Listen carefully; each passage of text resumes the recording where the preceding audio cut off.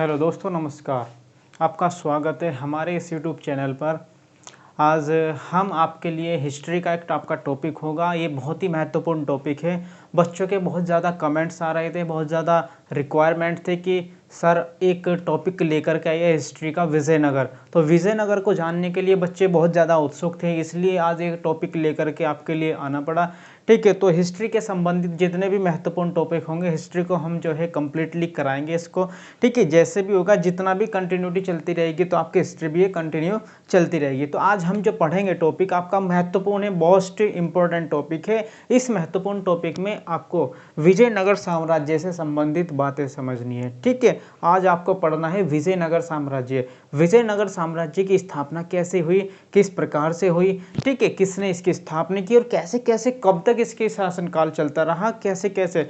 ठीक है, तो इसके बारे में समझते हैं हम। जो आपका विजयनगर साम्राज्य था, तो इसको धीरे से हम क्या है टॉपिक वाइज जैसे भी होगा इसको कंटिन्यूटी के साथ एक सीरियल कंटिन्यूटी में हम इसको समझेंगे।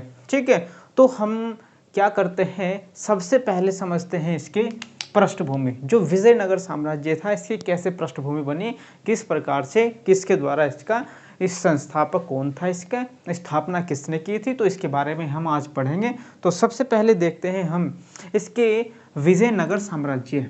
ठीक है, देखिए सबसे पहले हम पढ़ेंगे इसमें विजयनगर साम्राज्य। विजयनगर साम्राज्य, ठीक है बच्चों, पहले देखेंगे हम विजयनगर साम्राज्य। तो विजयनगर साम्राज्य, ठीक है, ये कहाँ पर पड़ता था आपका। देखिए विजयनगर जो साम्राज्य था ये आपको पता है दक्षिणी भारत है आपका। ये क्या है आपका, दक्षिणी भारत है। इधर आपका ये मुंबई होता है, इधर कर्नाटक हो जाता है और ये केरल था। ठीक है, इस प्रकार से।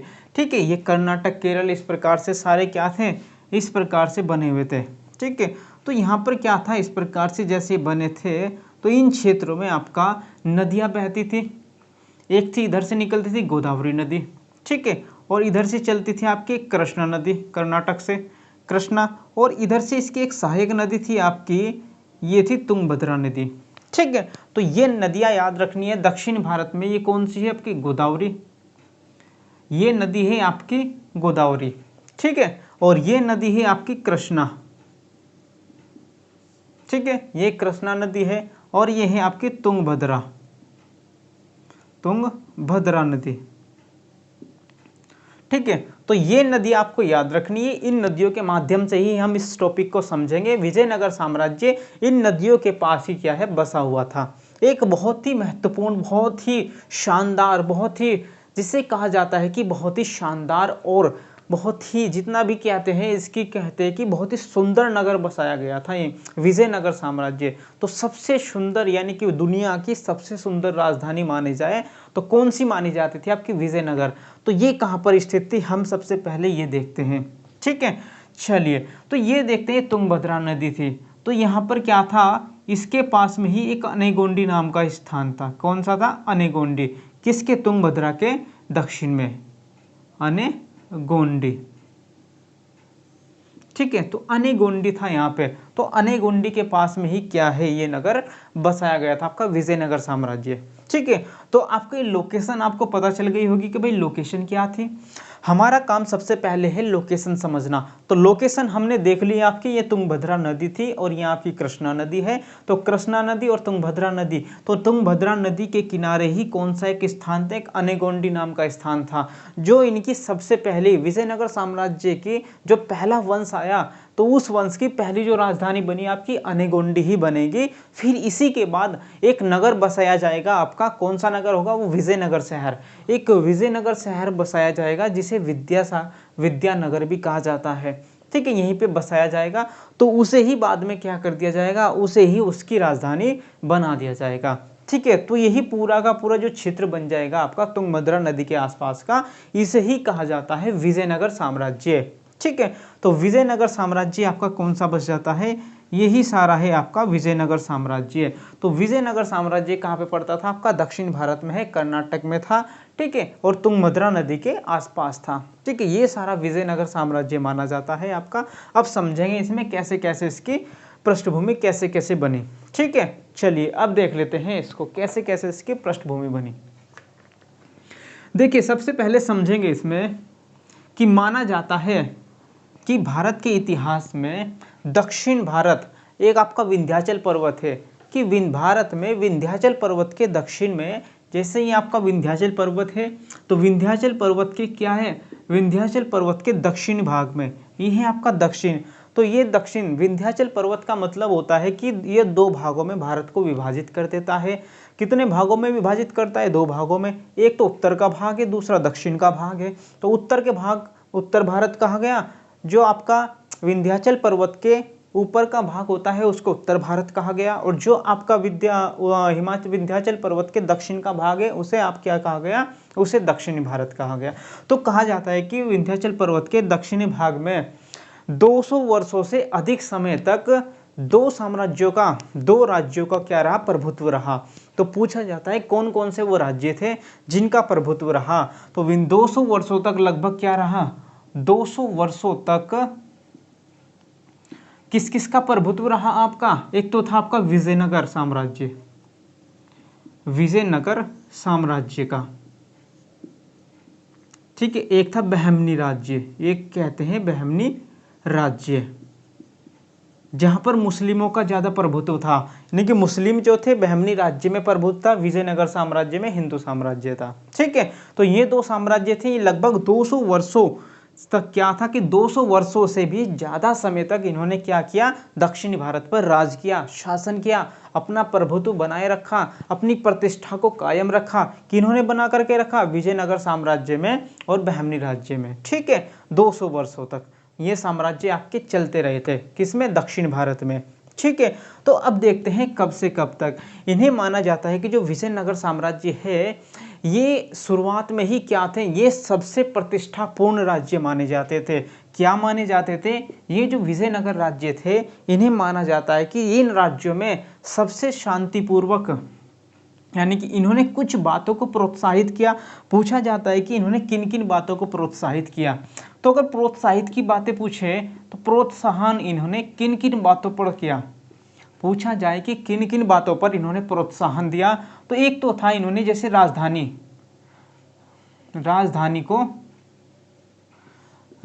का निर्माण करना।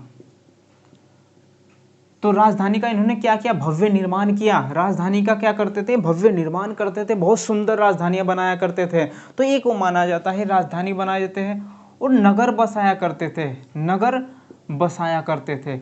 इन्होंने नगर बसाने को क्या किया कि अच्छे अच्छे प्रकार के नगर बसाए, राजधानी को बहुत सुंदर बनाया, बहुत अच्छी प्रकार से उसको सजाया। तो ये इन्होंने क्या, उन बातों पर ध्यान दिया कि राजधानी का निर्माण किया और उनको अच्छी प्रकार से सजाया, वहां पर नगरों को बसाया, नगरों को बसा करके उनके अच्छे क्या किया, उनमें अच्छे अच्छे भवनों का निर्माण किया। तो भव्य भवन का भी इन्होंने क्या किया, भव्य भवनों का निर्माण माना जाता है कि भव्य भवनों का निर्माण और भव्य नगरों को बसाने का काम किन्होंने इस बात को प्रोत्साहित किया था, आपके क्या था, विजयनगर साम्राज्य ने। तो विजयनगर साम्राज्य को ही माना जाता है कि भव्य राजधानी का निर्माण करने वाला, नगर को बसाने वाले और भव्य भवनों का निर्माण करने वाले जो साम्राज्य था आपका, वो विजयनगर साम्राज्य माना जाता था, ठीक है। चलिए अब इसमें जैसे इसका ही कहा जाता है कि इन्होंने इतने ही काम नहीं किए, इसके अलावा भी इन्होंने बहुत प्रकार से अच्छे प्रकार से अपने साम्राज्य को चलाया। इन्होंने अपने साम्राज्य में शांति और व्यवस्था बनाए रखी, शांति और व्यवस्था को बनाए रखा, यानी कि शांति और व्यवस्था को इन्होंने अपने साम्राज्य में बहुत काफी लंबे समय तक बनाए रखा। इस प्रकार की व्यवस्था बना करके रखी जिससे कि वहां का जो पूरा साम्राज्य है वो शांति के साथ जीता रहे, शांति के साथ रहे और अपनी व्यवस्था को बना करके रहे। किसी भी प्रकार का कोई आक्रमण, युद्ध, इस पर क्या है कि किसी भी प्रकार का उठापटक वहां पर ना हो। तो यानी कि बहुत लंबे समय तक वहां पर स्थायी शासन चलता रहा। माना जाता है कि सबसे लंबे समय तक स्थायी शासन किस साम्राज्य का चला, सबसे लंबे समय तक सबसे स्थायी शासन आपके विजयनगर साम्राज्य का चलता रहा। तो यह इन बातों को इन्होंने प्रोत्साहन दिया कि वहां पर शांति व्यवस्था को बनाए रखा और वहां पर जितने भी प्रकार के शासन करने वाले थे उनको क्या है, स्थिरता प्रदान की। तो शासन करने वालों को क्या की इन्होंने, स्थिरता प्रदान की, शासन करने वालों को स्थिरता प्रदान की इन्होंने, वाले को स्थिरता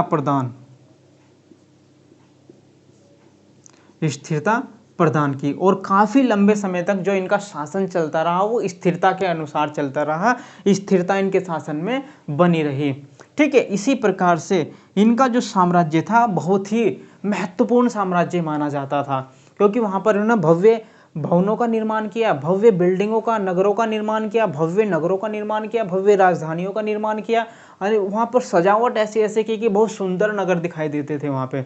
इनको बहुत शौक था, वहाँ पर बहुत शौक के साथ क्या करते थे ये वहाँ पर नगर बसाया करते थे। तो इसमें इनकी बहुत ही महत्वपूर्ण भूमिका रहती थी। तो वहाँ का साम्राज्य भी इनका क्या था, बहुत शांतिपूर्वक रहता था। ठीक है, तो इसी प्रकार से ये इनकी सब कुछ बातें थी कि वहाँ पे जो साम्राज्य में कैसे कैसी व्यवस्थाएं बनी थी, कैसे कैसे कार्य हुआ करते थे वहाँ पर।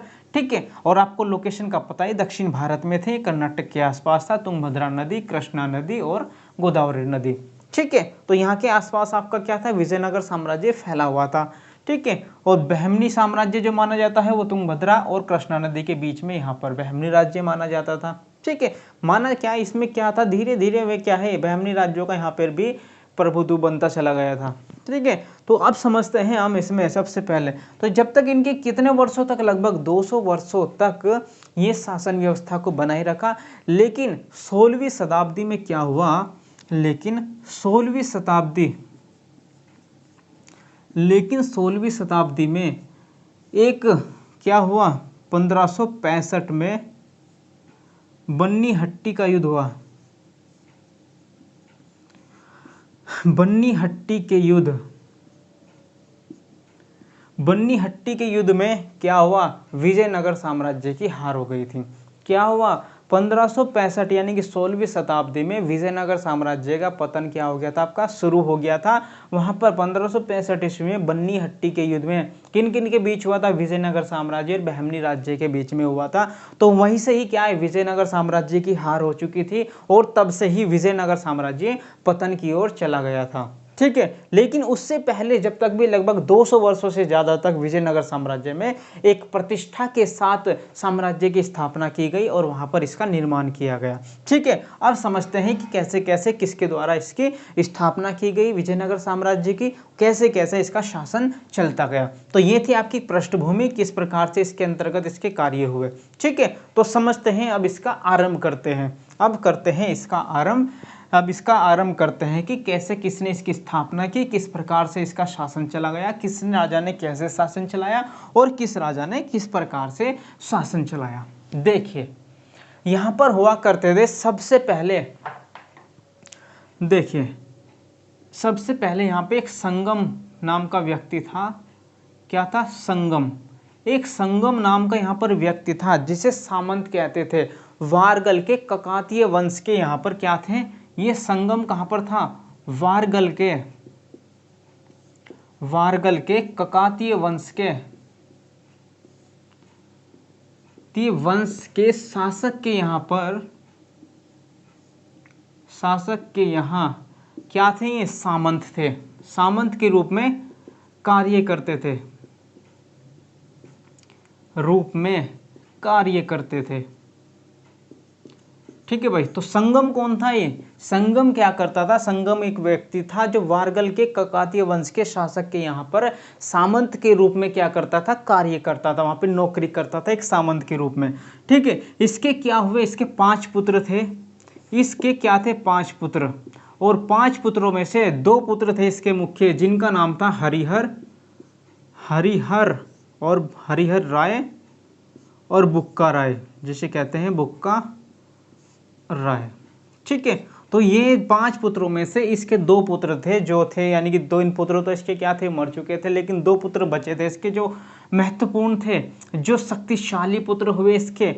ठीक है, जो उत्साह भरे पुत्र थे, जिनके अंदर इतना उत्साह भरा हुआ था कि वे क्या करते, नए नए साम्राज्य की स्थापना कर सकते थे। तो जो इन्होंने किया भी, हालांकि ठीक है, हरिहर राय था और एक बुक्का राय था, इन दोनों ने क्या किया, विजयनगर साम्राज्य की स्थापना की। तो ये किसके पुत्र थे, संगम के पुत्र थे।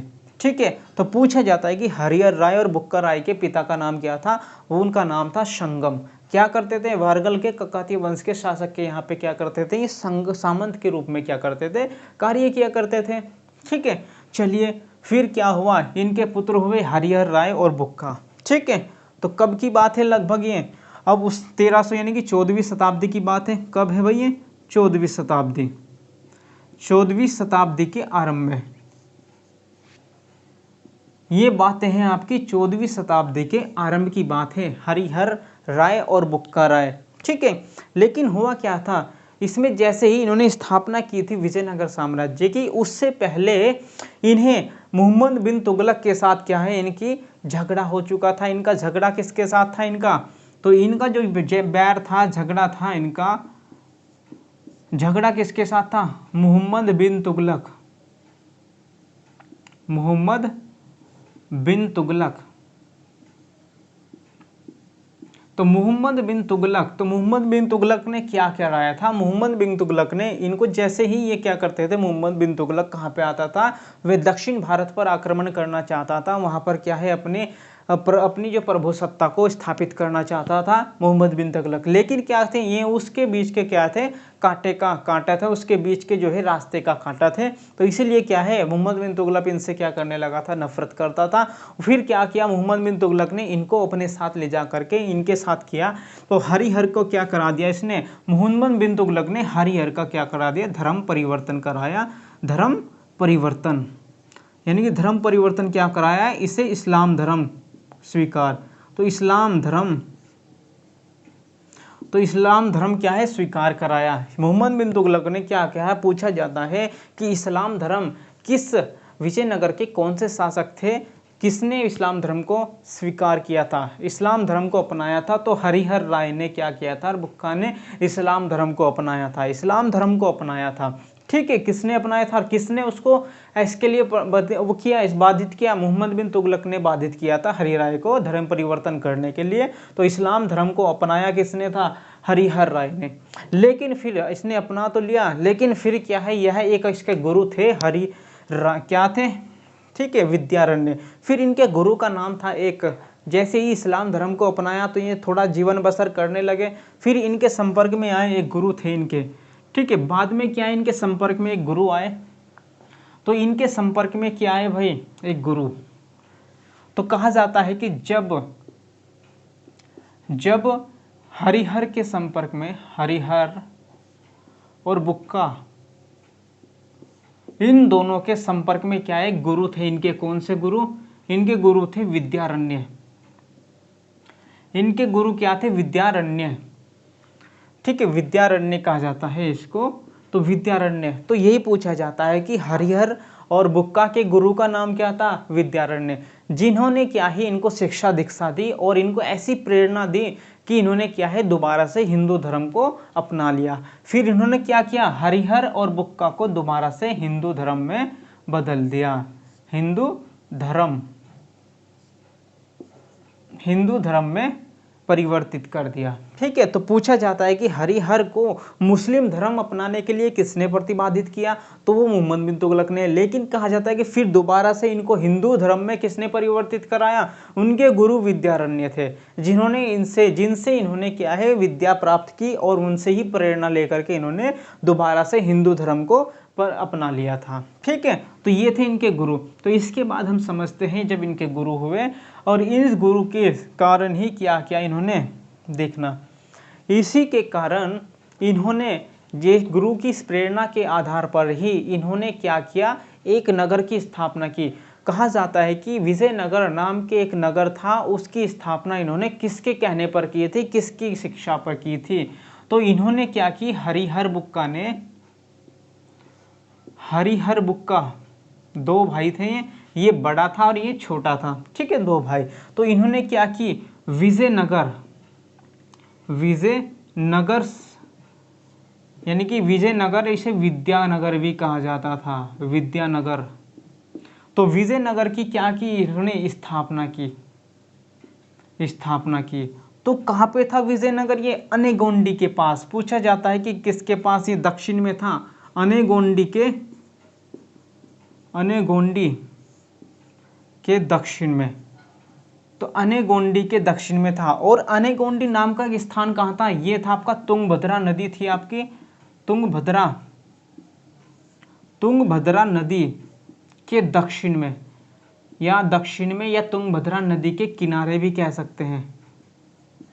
किनारे, तुंगभद्रा नदी के किनारे एक क्षेत्र था अनेगोंडी नाम का, ठीक है, एक शहर था। तो उसी के पास, उसी के दक्षिण में हरिहर बुक्का ने एक नगर की स्थापना की, विजयनगर, ठीक है। वहां पर कैसे कि धीरे धीरे वहां पर एक कुछ भी नहीं था, वहां पर खाली पड़ा हुआ था, लेकिन इन्होंने क्या किया, वहां पर धीरे धीरे अपने ही साम्राज्य की स्थापना के लिए अपने ही लोगों को धीरे धीरे वहां से दूर दूर से ला करके क्या है, वहां पर इकट्ठा करना शुरू कर दिया। और वो किसके कहने पर किया, वो किया अपने गुरु विद्यारण्य के कहने पर। विद्यारण्य के कहने पर ही हरिहर बुक्का ने विजयनगर की स्थापना की, और वहां पर क्या है, लोगों को ला करके बसाने लगे। वहां पे धीरे धीरे क्या है, लोग बसने लगे, और वहां पर एक बहुत बड़े साम्राज्य की स्थापना होने लगी। और उसी को ही क्या है, एक बहुत बड़ा शहर बना दिया गया। जैसे ही वहां पर धीरे धीरे लोग आकर के बसने लगे, तो वो क्या बन गया, एक बहुत बड़ा शहर बन गया, एक बहुत बड़ा नगर बन गया। तो विजयनगर उसे कहा गया। तो विजयनगर की स्थापना पूछा जाए हरिहर और बुक्का ने की थी,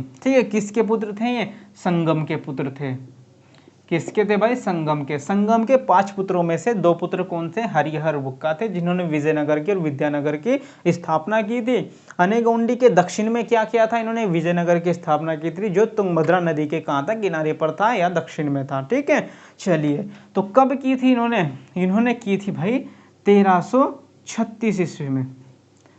1336 ईस्वी में पूछा जाता है कि इन्होंने विजयनगर की स्थापना कब की थी, 1336 ईस्वी में। 1336 ईस्वी में ही इन्होंने क्या की, विजयनगर की स्थापना कर दी थी। तो विजयनगर की स्थापना की। तो इसी प्रकार से इन्होंने, जब इनके वंश का शुभारंभ हुआ, तो इन्होंने सबसे पहले प्रथम वंश का स्थापना की। तो इन्होंने क्या की, प्रथम वंश इनका कहलाया आपका प्रथम वंश। तो इसी के आधार पर इन्होंने क्या रख दिया, अपना प्रथम वंश स्टार्ट हुआ, इनका प्रथम वंश कहलाया संगम वंश।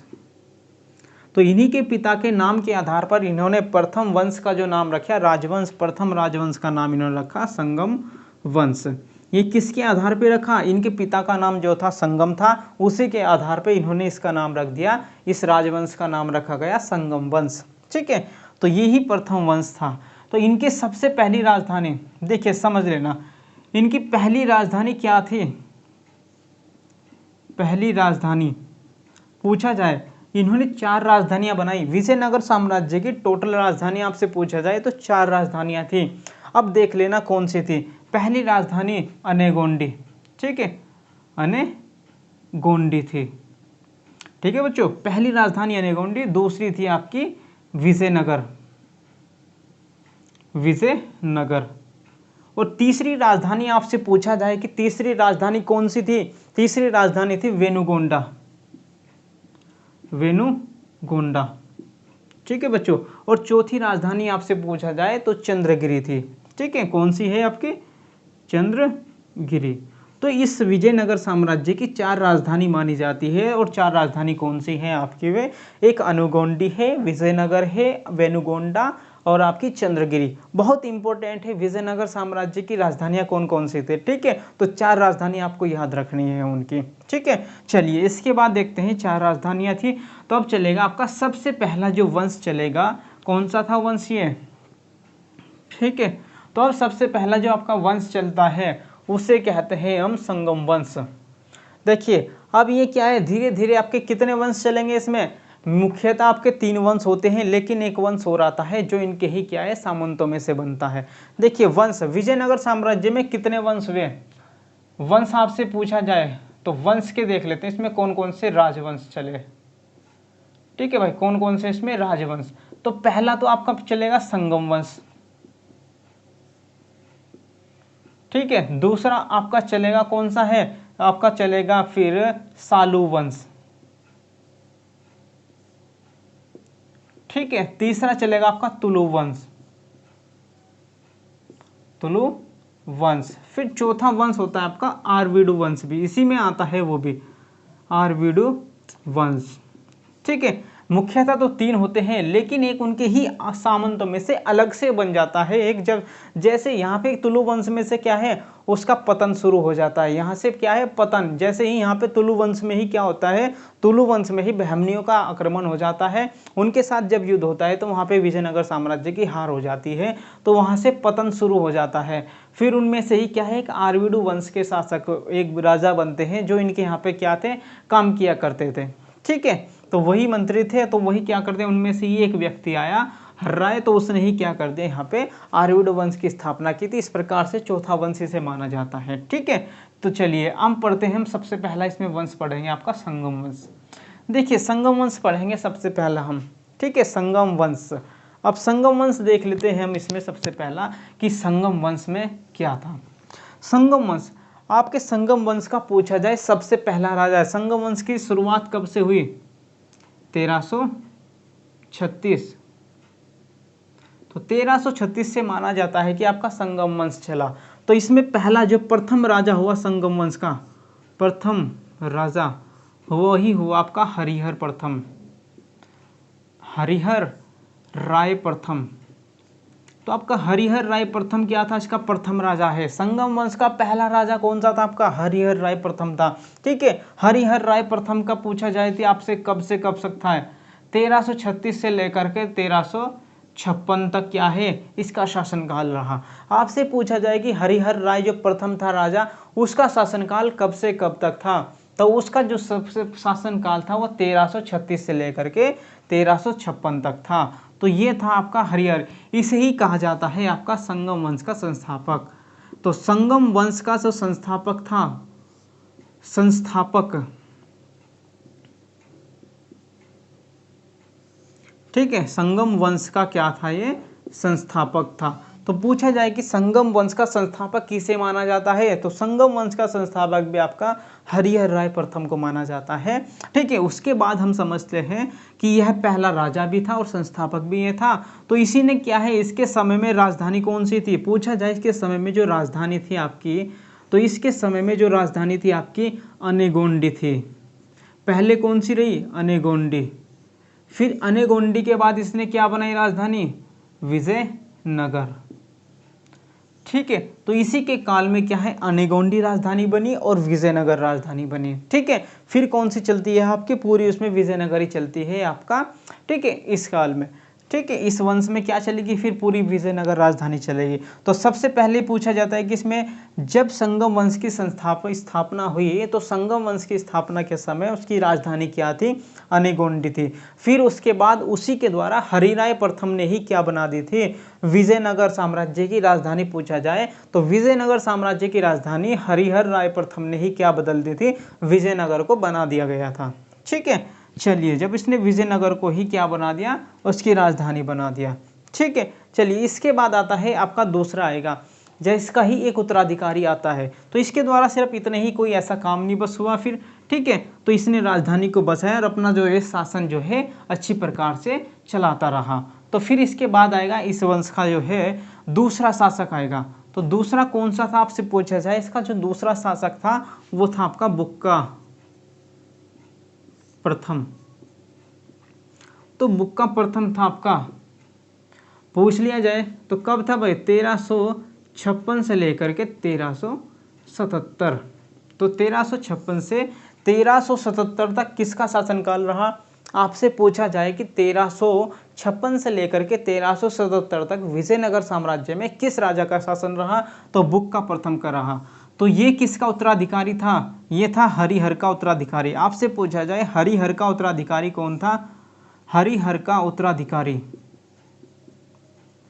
तो हरिहर का उत्तराधिकारी आपको याद रखना है कौन था, किसे कहा जाता है, हरिहर प्रथम का उत्तराधिकारी आपका बुक्का प्रथम था। ठीक है, चलिए तो इसे ही क्या कहा जाता है, देखिए सिंपल सी बात एक इसमें आती है, इसका उत्तराधिकारी से कहा गया। और इसने क्या किया था, लगभग 1374 ईस्वी में महत्वपूर्ण घटना आती है। इसने क्या काम किया, इसने 1374 ईस्वी में एक दूत मंडल कहाँ पर भेजा, एक दूत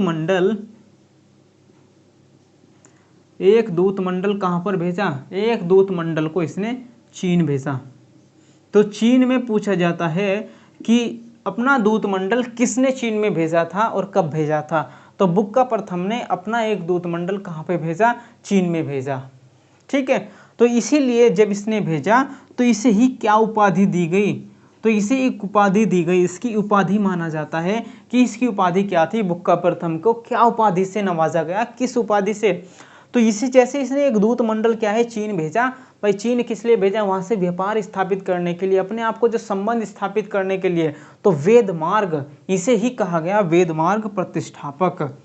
तो वेद मार्ग प्रतिष्ठापक पूछा जाता है आपसे, किस लिए कहा गया? क्योंकि इसने अपना एक दूत मंडल कहाँ भेजा था? चीन में भेजा था। उसी के आधार पे इसे क्या कहा? वेद मार्ग प्रतिष्ठापक की उपाधि दी गई, प्रतिष्ठापक। तो वेद मार्ग प्रतिष्ठापक की उपाधि आपसे पूछा जाए किसको दी गई थी? तो वेद मार्ग प्रतिष्ठापक की उपाधि आपकी दी गई बुक्का प्रथम को दी गई थी। ठीक है, तो क्यों दी गई? क्योंकि उसने 1374 ईस्वी में एक दूत मंडल को चीन में भेजा था, तो उसी के आधार पर क्या है, उसने वेद मार्ग प्रतिष्ठापक की उपाधि ग्रहण की थी। ठीक है, चलिए इसके बाद आता है आपका हरिहर द्वितीय। तो यहाँ तक हुआ इसका, फिर आएगा आपका हरिहर द्वितीय। इस वंश का ही तीसरा शासक जो आएगा वो आएगा आपका हरिहर द्वितीय। हरिहर द्वितीय सिंपल है, कब से चलता है इसका? 1377 से लेकर के 1404, बस याद रखना है हरिहर द्वितीय। ठीक है, इसे कहा जाता है, इसने क्या किया था, कब से भाई? 1404।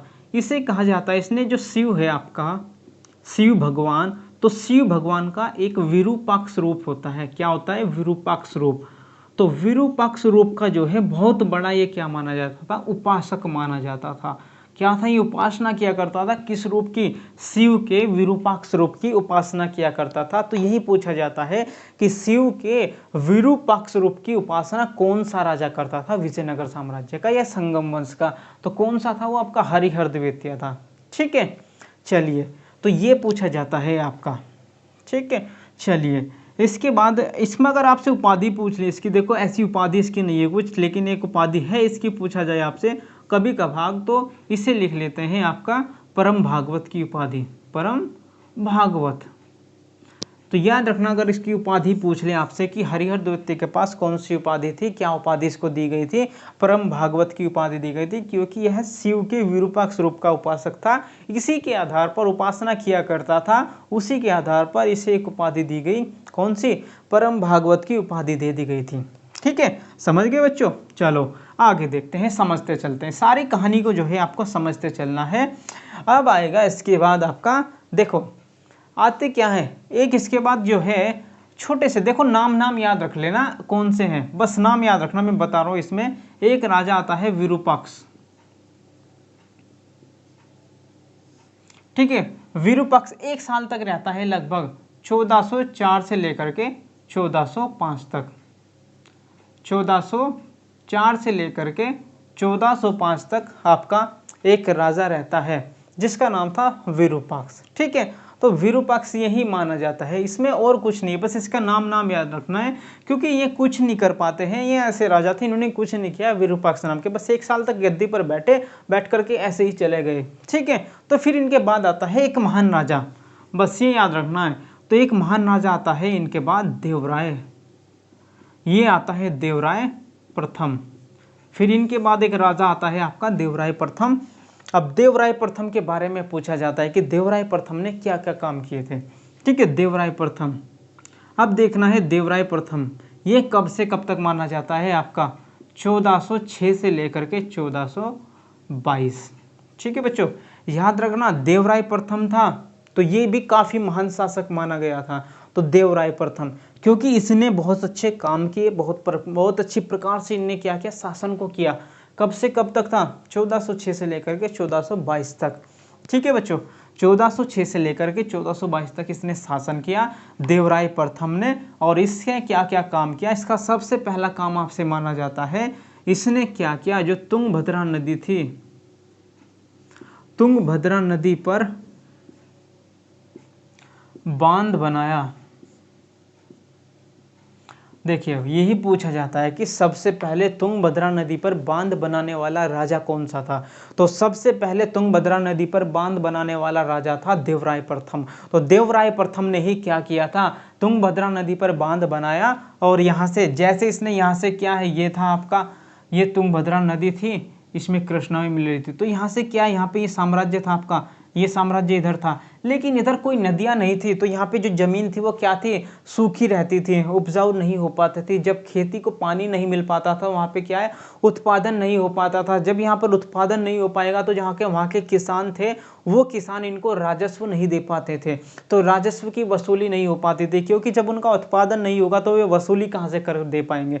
ठीक है, वहाँ पे राजस्व का जो टैक्स है वो कैसे दे पाएंगे आपका, ठीक है, टैक्स कैसे दे पाएंगे। तो इसी प्रकार से इसने एक अच्छा काम ये किया कि यहाँ से एक नदियाँ, यहाँ से बांध बना करके क्या कर दिया, नदियों को ऐसे निकाल दिया। तो नदियों को क्या कर दिया, ऐसे निकाल दिया। जो यहाँ के जो खेत थे, खेतों को जो है अच्छी प्रकार से पानी मिलने लगा, वहाँ की जो खेती है उपजाऊ होने लगी, खेती बहुत हरी हरी होने लगी।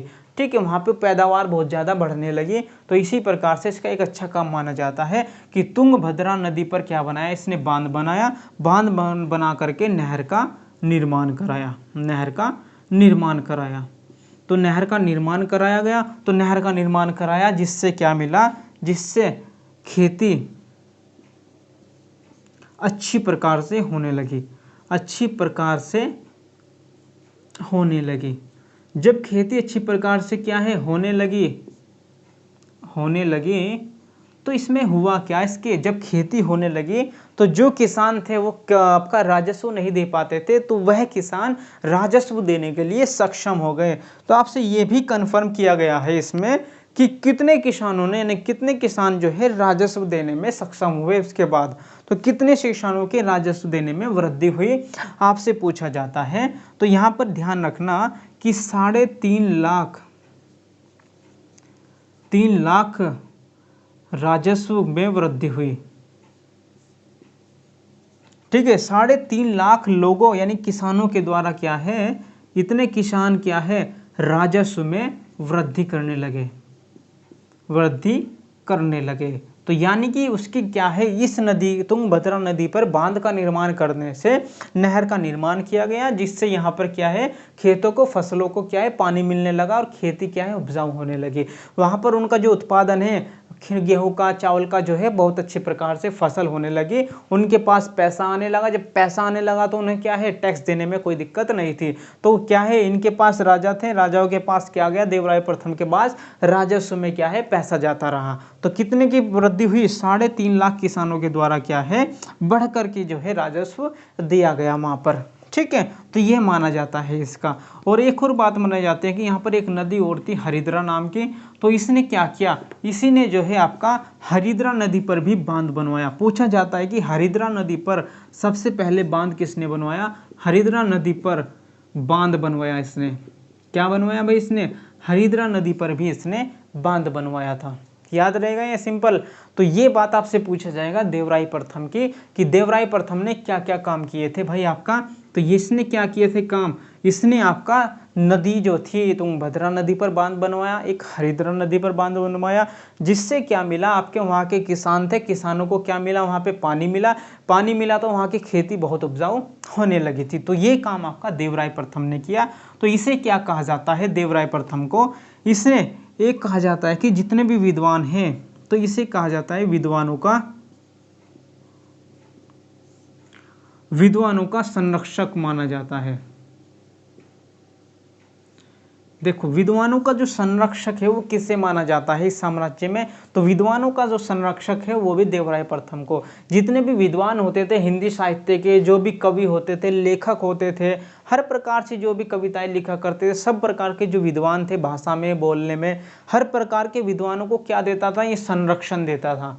तो याद रखना कि सबसे बड़ा संरक्षक माना जाता था विद्वानों का ही। तो विद्वानों को सबसे ज़्यादा संरक्षण कौन दिया करता था, आपका देवराय प्रथम दिया करता था। तो पूछा जाता है इसके कुछ दरबारी हुए, तो इसके दरबारी थे कौन कौन से, बस ये बात आपको याद रखनी है। इसके जो दरबारी हुए, तो दरबारियों का याद रखना है आपको, कौन से होते हैं दरबारी। तो दरबारी देखें यहाँ पे, एक था हरविलास, इसके दरबारी हुए दो मुख्य था, हरविलास और एक था श्रीनाथ। श्रीनाथ, ये था आपका तेलुगु कवि। तो ये तेलुगु कवि थे, महान कवि थे तेलुगु श्रीनाथ। वो किसके दरबारी थे? दरबार में रहते थे, आपके देवराय प्रथम के दरबार में रहा करते थे। वहीं पर ही क्या है, अपना जीवन व्यतीत करते थे, वहीं पर ही कविताएं लिखा करते थे अपने। ठीक है, तो ये कौन से थे पूछा जाए, सिर्फ इतना आपसे पूछा जाएगा कि हरविलास किसके दरबारी कवि थे और श्रीनाथ किसके दरबारी कवि थे। एकमात्र तेलुगु कवि कौन से थे? आपके श्रीनाथ थे, इस प्रकार से पूछा जाए। ठीक है, तो चलिए, ये था आपका देवराय प्रथम। अब इसके बाद आता है आपका देवराय द्वितीय। सबसे इंपॉर्टेंट आएगा आपका देवराय द्वितीय। अब देख लेते हैं इस वंश में क्या आएगा आपका देवराय द्वितीय, ध्यान से समझना है। अब इसके बाद आता है आपका देवराय द्वितीय। तो इसे ही कहा जाता है संगम वंश का सबसे शक्तिशाली राजा कौन सा हुआ? देवराय द्वितीय हुआ। देख लेना आप, कौन सा? देवराय द्वितीय। ठीक है, अब आएगा आपका देवराय द्वितीय। तो सबसे महान शासक इस वंश का क्या था? ये सबसे महान शासक इस वंश का सबसे महान और शक्तिशाली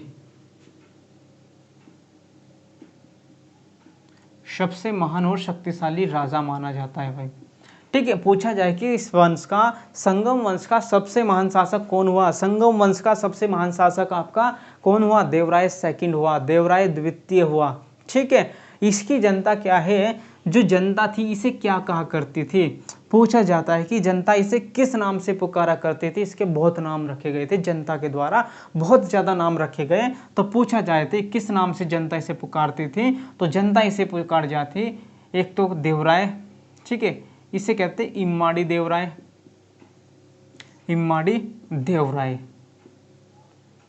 ठीक है, इम्माड़ी देवराय के नाम से पुकारते थे। एक होता है आपका प्रौढ़ देवराय, प्रौढ़ देवराय के नाम से। ठीक है, एक महान देवराय, महान देवराय के नाम से भी क्या थी? पुकारती थी इसको। ठीक है, तो आपसे पूछा जाए किस किस नाम से जनता जो है इसको पुकारती थी, तो जनता क्या पुकारती थी इसको, किस किस नाम से भाई? इस नाम से जो है जनता इसको पुकारती थी, इम्माड़ी देवराय, प्रौढ़ देवराय और महान देवराय के नाम से। तो 3 नाम से इसको पुकारा जाता था। इन 3 नाम के अलावा भी और कुछ नाम से इसे कहा जाता है, क्योंकि इसके कुछ अभिलेख हैं, अभिलेखों में पाया गया। पूछा जाता है कि इसके अभिलेखों में, तो अभिलेखों में इसे किस नाम से बताया गया, और तो इसे कहा गया इंद्र का अवतार, इंद्र का अवतार भी इसे कहा गया। तो आपसे पूछा जाए कि इंद्र का अवतार भी कौन से राजा को बताया गया? इंद्र का अवतार भी आपका देवराय सेकंड को बताया गया।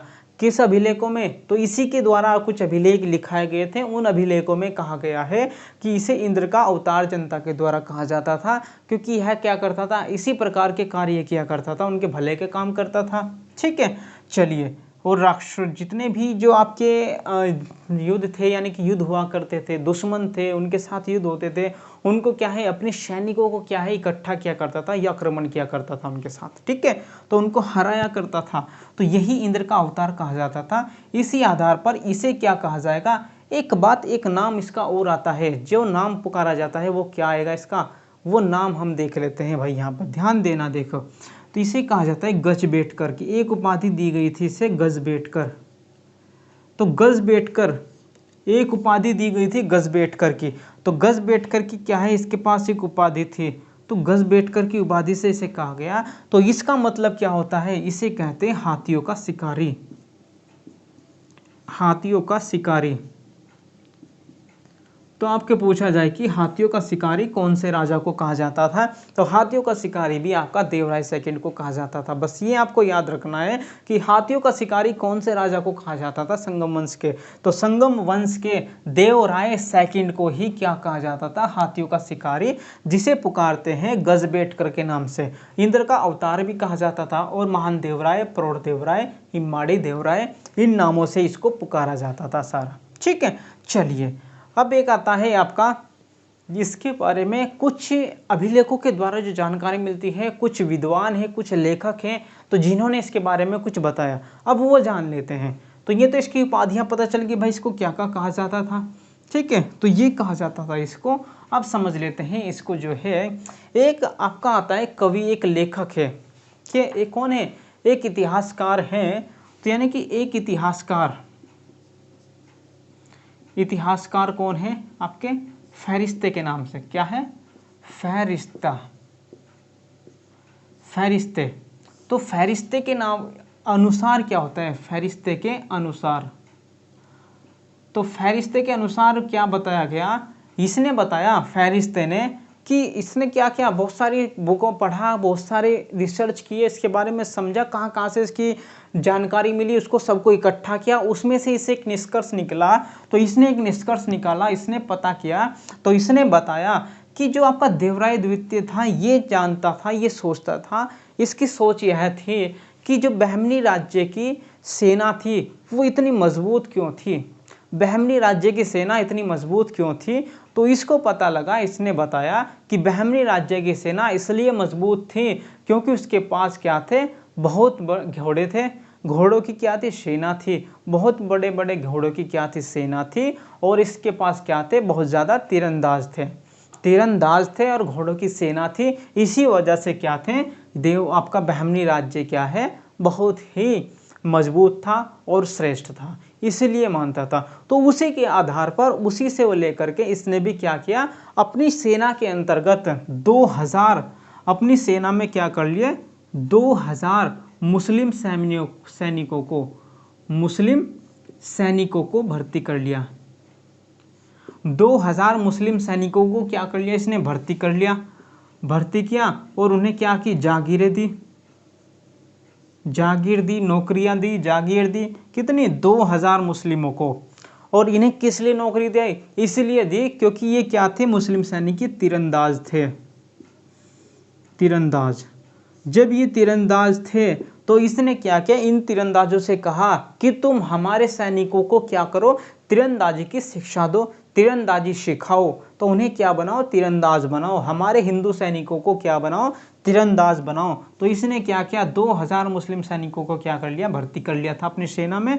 और लगभग बढ़ाते बढ़ाते इसने क्या कर लिया, 10,000 तो मुस्लिम सैनिक बना लिए। इसने कितने मुस्लिम सैनिक कर लिए थे, अपनी सेना में 10,000 मुस्लिम सैनिकों को इकट्ठा कर लिया था, जो क्या किया करते हैं, प्रशिक्षण दिया करते थे हिंदू सैनिकों को, घुड़सवारी का और आपका तीरंदाजी का। ठीक है, तो उसी के आधार पर जब इसने तीरंदाजी और घुड़सवारी का जो है प्रशिक्षण देना शुरू कर दिया, तो फहरिस्ते बताता है कि इसने अपनी सेना में हिंदू सैनिक, कितने हिंदू सैनिक इसने बना लिए।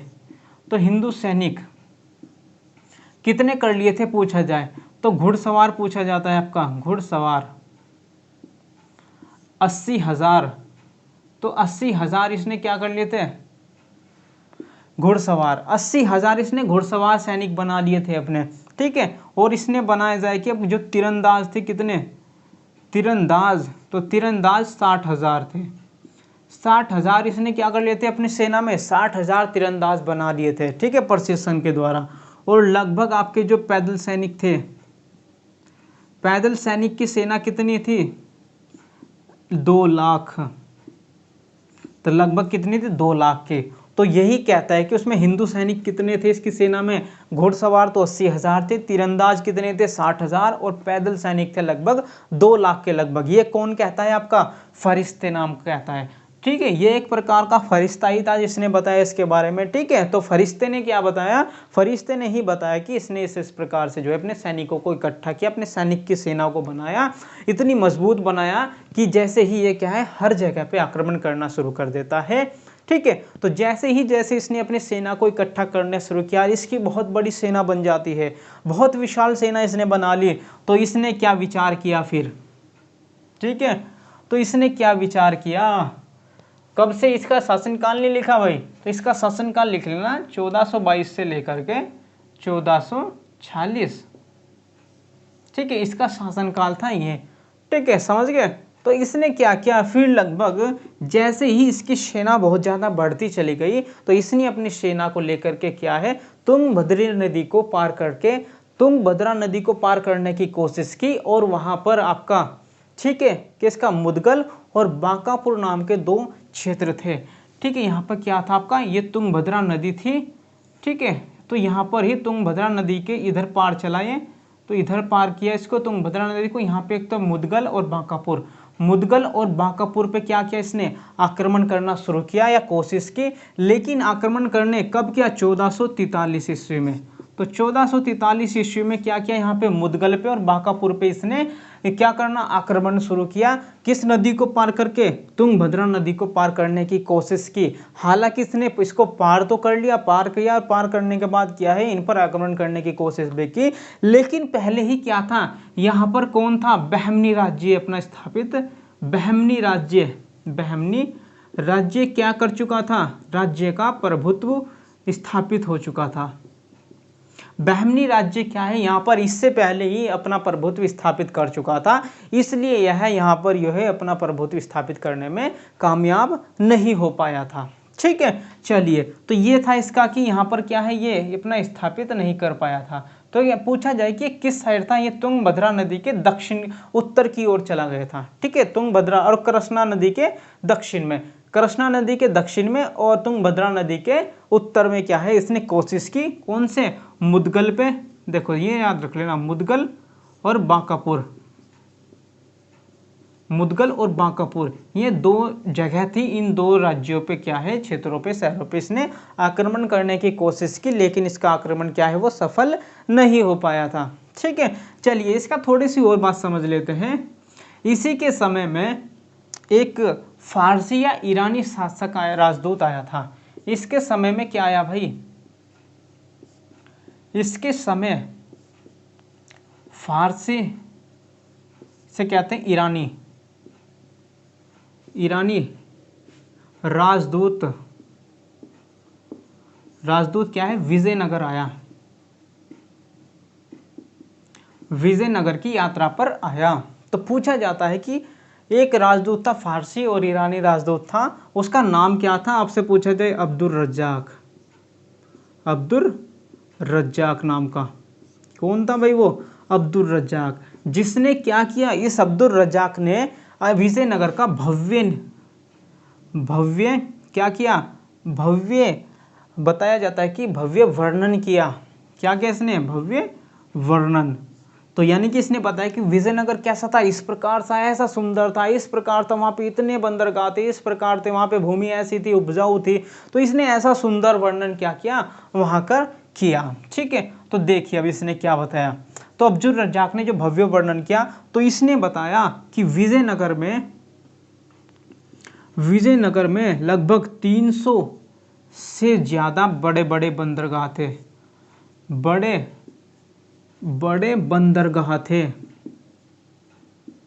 कितने बंदरगाह बताए इसने, इसने बताया कि विजयनगर में लगभग कितने थे, 300 से ज्यादा बड़े बड़े बंदरगाह थे। सारे बंदरगाह बताए इसने किसके, कालीकट बंदरगाह के बराबर। इसने बताया कि सारे जो बंदरगाह थे वो क्या थे, कालीकट बंदरगाह के बराबर थे, कालीकट बंदरगाह के बराबर इसको बताया। तो आपको याद रखना है कि जो इसने बंदरगाह, विजयनगर के जो बंदरगाह को बताया, किसके, कालीकट। तो कालीकट बंदरगाह के बराबर, जो कालीकट है आपका केरल में पड़ता है। तो केरल में जहाँ पर आपके पुर्तगाली आते हैं, ठीक है, तो वहाँ पे बहुत बड़ा बंदरगाह है। तो उसी के आधार पर इसने बताया कि तो सारे के सारे जो विजयनगर में बंदरगाह है वो कैसे हैं, कालीकट बंदरगाह के बराबर है। सारे के सारे इतने बड़े बड़े क्या हैं, 300 बड़े बड़े बंदरगाह बताए हैं इसने।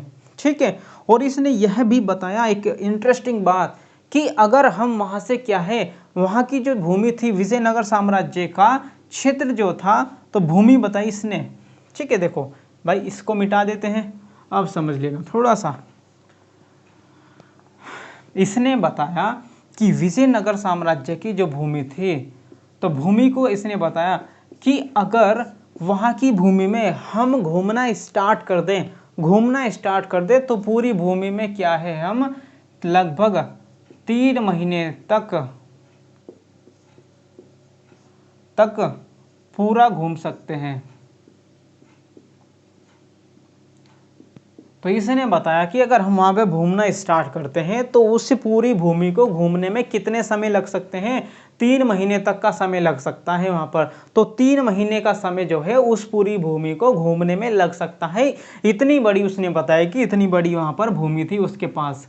ठीक है, विजयनगर साम्राज्य क्या है, इतने बड़े क्षेत्रफल में फैला हुआ था कि अगर उसमें घूमना स्टार्ट कर दे तो वहां पर हमें कितने महीने का समय लग सकता है, घोड़ों पर घूमने में 3 महीने का समय लग सकता है। इतना बड़ा विशाल क्षेत्रफल था।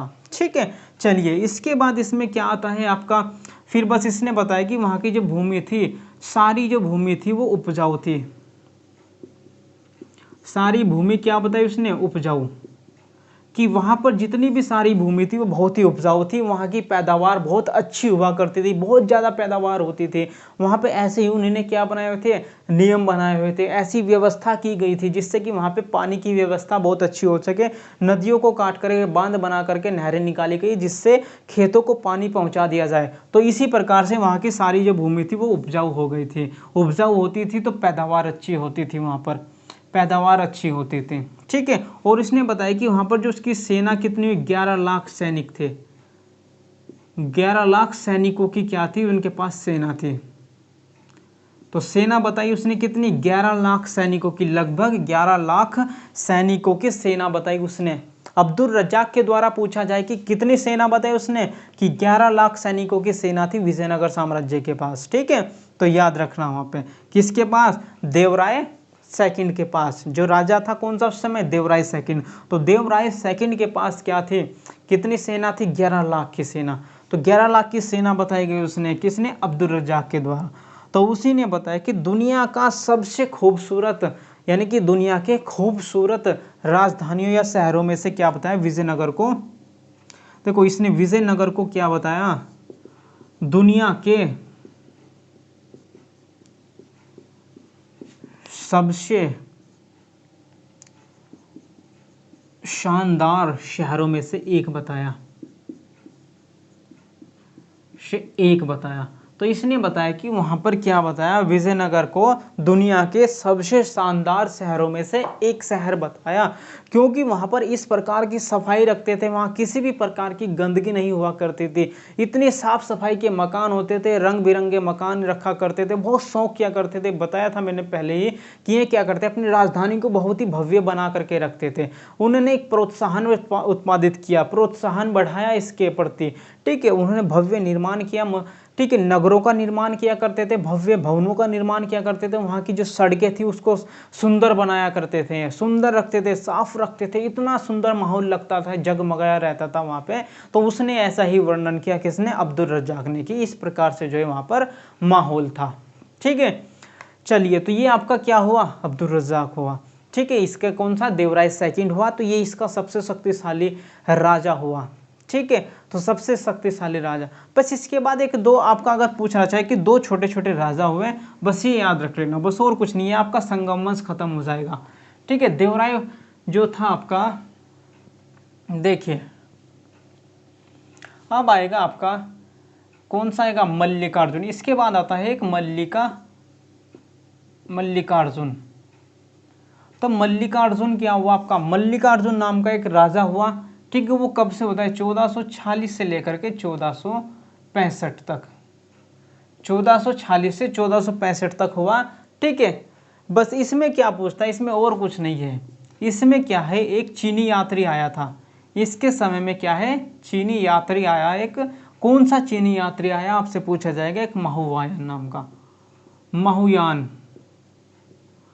क्या है, महुआन नाम का एक चीनी यात्री आया था इसके समय में। आपसे यही पूछा जाए कब आया था, 1451 में। बस तो ये याद रखना, 1451 में मल्लिकार्जुन के समय में एक चीनी यात्री आया था महुआन नाम का, बस आपको ये याद रखना है इसमें। ठीक है, इसके बाद आपका आता है दूसरा अंतिम जो राजा हुआ। ठीक है, वो कौन सा हुआ, ठीक है, उसे कहा जाता है विरूपाक्ष। ठीक है, पाक्ष द्वितीय, तो इसे कहते हैं विरूपाक्ष द्वितीय।